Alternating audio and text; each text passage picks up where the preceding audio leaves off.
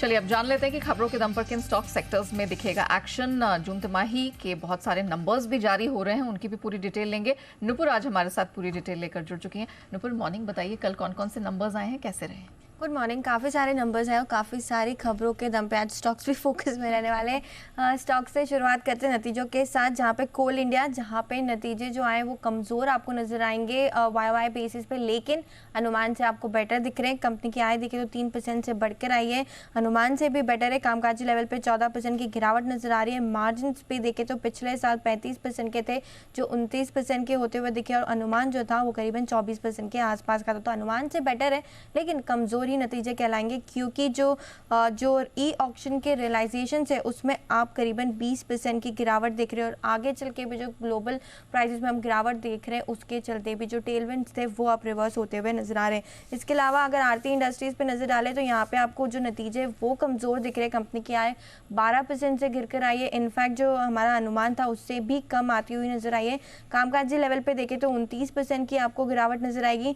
Margin भी 15% के अनुमान के अगेंस्ट सिर्फ 14% के मार्जिन आते हुए दिखे, और मुनाफा भी देखें तो आपको करीबन 50% की गिरावट आती हुई नजर आ रही है। सीमेंस यहाँ पे आपको नजर रखनी है, क्योंकि इनलाइन सेट ऑफ नंबर्स आते हुए नजर आए। कंपनी की आय 14% से बढ़कर आई है, मार्जिन देखें तो 11% के आसपास आते हुए दिखे, और नए ऑर्डर्स पे भी नजर डाले तो 6% की ग्रोथ यहाँ पर भी आती हुई नजर आ रही है।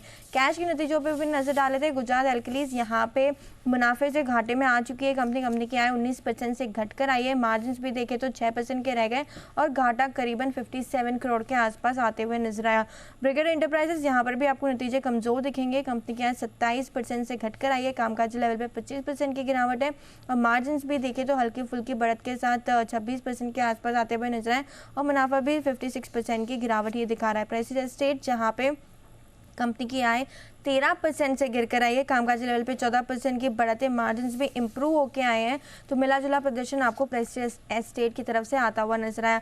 हैप्पीएस्ट माइंड यहाँ पे कंपनी की आय सिर्फ 3% की ग्रोथ दिखा रही है, कामकाजी लेवल पे देखें तो 5% की गिरावट है, मार्जिन में भी आपको डिक्लाइन दिखेगा, और मुनाफा सिर्फ 1% से बढ़कर आते हुए दिखा। सुदर्शन केमिकल्स यहाँ पर भी नतीजे अच्छे नजर आ रहे हैं, क्योंकि कंपनी की आय 10% से बढ़कर रही है, मार्जिन 7% से बढ़ के 11.5% के होते हुए दिखे, और मुनाफा भी देखें तो 7 करोड़ से बढ़ के 270 करोड़ के आसपास आते हुए दिखा है। मिश्र धातु पे भी रखनी है नजर, क्योंकि यहाँ पर आपको मिले जुला प्रदर्शन नजर आएगा।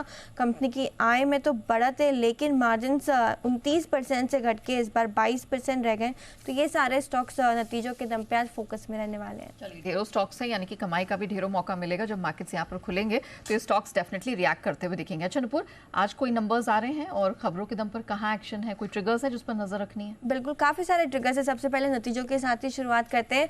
Abbott India, Bata, Bharat Forge, Granules India, IRCTC, Max Financial Services, Tata Power, Trent, Berger Paint, PI Industries, Zee Entertainment के आज आने वाले हैं नतीजे। तो ये सारे के सारे स्टॉक्स फोकस में रहेंगे। बर्जर पेंट जहाँ पे बोर्ड बैठक में नतीजों के साथ बोनस इशू पर भी कंपनी विचार करने वाली है। FDC जहाँ पे बोर्ड बैठक में नतीजों के साथ बायबैक पर भी बोर्ड का अनाउंसमेंट आते हुए दिखेगा, तो यहाँ पर भी आपको रखनी है नजर। आरती ड्रग्स पे रखिएगा नजर, क्योंकि बायबैक की जो प्रक्रिया है वो आज से ओपन हो जाएगी, 17 तारीख तक ये ओपन रहने वाली है। करीबन 6.5 लाख शेयर्स इसमें दिए जाएंगे 900 के भाव पर। एक स्टेट है ICICI बैंक के फाइनल डिविडेंड 8 रुपए का है, तो एडजस्टमेंट आज आपको नजर आएगा। कैबिनेट की मीटिंग है 9:30 बजे, तो यहाँ पर भी रहने वाली है नजर। IPO मार्केट से बता देती हूँ आपको, कॉनकॉर्ड बायोटेक जिसका आज तीसरा दिन है, अब तक करीबन 24 गुना बढ़ते हुए दिखा है। रिटेल में देखे तो 4 गुना भरा है। यहाँ पे सब्सक्रिप्शन NII 16.5 गुना की यहाँ पर भी सब्सक्रिप्शन आते हुए नजर आया।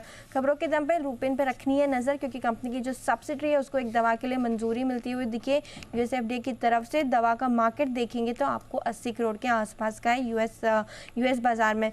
श्याम मेटालिक्स पे भी रखनी है नजर, क्योंकि जुलाई का अपडेट आते हुए दिखा है, जहाँ पे स्पॉन्ज आयन की में आपको 7% की गिरावट नजर आ रही है। स्टील में भी देखें तो आपको 16% की बढ़त दिखेगी। पैलेट्स की बात करें तो 14% से घट कर आए। तो मिला जुला अपडेट श्याम मेटालिक्स की तरफ से जुलाई के महीने का। बल्क डील, कल बड़ी डील हुई थी आइनॉक्स विंड में, और अब बायर्स की लिस्ट सामने आई है यहाँ, जहाँ पे ICICI prudential mutual fund, Nippon India mutual fund, बंधन म्यूचुअल फंड जैसे कुछ नाम सामने आए, जहाँ पे 400 करोड़ की बड़ी डील कल होती हुई हमने देखी थी।